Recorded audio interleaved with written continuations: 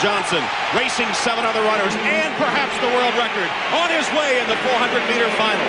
And Michael Johnson's goal is to get himself about 20.9 to 21 flat at the first 200 meters, and that'll set up the finish of the race for him. Michael Johnson steaming down the backstretch. He has Jerome Young on his outside. Michael Johnson making up the stagger on Young. That familiar upright running style. And he's rolling through the turn. They're coming through the final turn to the top of the home straightaway. And Michael Johnson is in front. Jerome Young trying to stay with him. They're in the home straightaway. Michael Johnson has a big lead. Only the time for the world record remains now. Johnson running to the line. He crosses the line. And he's got it. He's got it. World record. Superman flies again.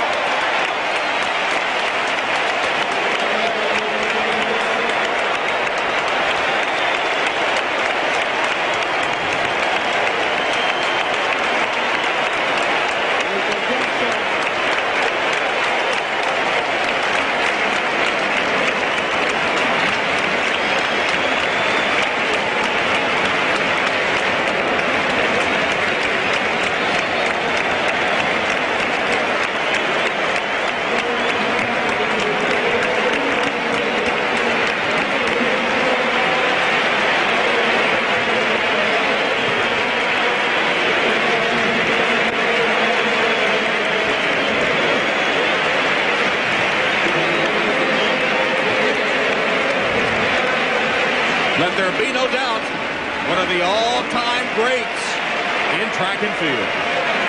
And for Michael Johnson, I think it was the uncontrollable conditions that played in his favor tonight.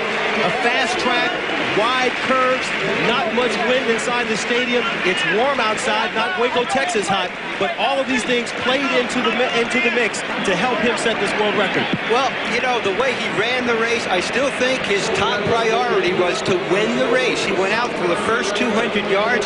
He really didn't blow by anybody. As you said, Lewis, in the third 100 on the turn, that's when he went for position. That's when he took the lead.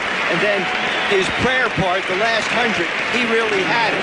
But for the first 200 meters, he was just going right along with the pack.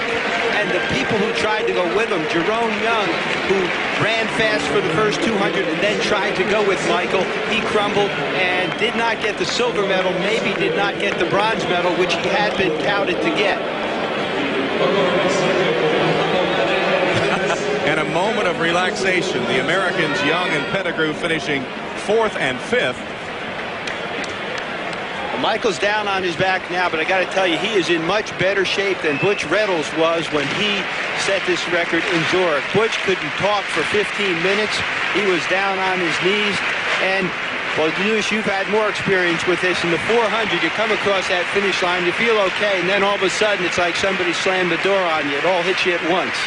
Now, there are a couple of things here, I think, that really helped Michael again. Having Jerome Young in lane 6 just to his right helped him. I believe having Jamie Balch in lane 8 from Great Britain, that had to help him because Balch always gets out fast. Well, unlike the 200 meters in Atlanta where he stumbled coming out of the blocks and still got a magnificent world record, this time he came out of the blocks well. But as in Atlanta where Frankie Fredericks was top competition, he felt he had top competition here. He respected them. He didn't blast out for 200 meters and then see how he could hold on and take any chances. He ran it as a competitive race. You can see he's putting a little more effort in the turn here to try and get up to first place. And Jerome Young tried to go with him, but he's lost his stride. And now it's just, as you said, the prayer part. Michael finds out how fast he is, and we all find out.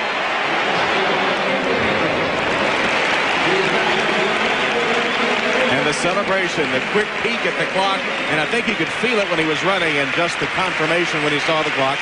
Now the victory lap. He's incredibly popular. A young man that grew up in Waco, Texas.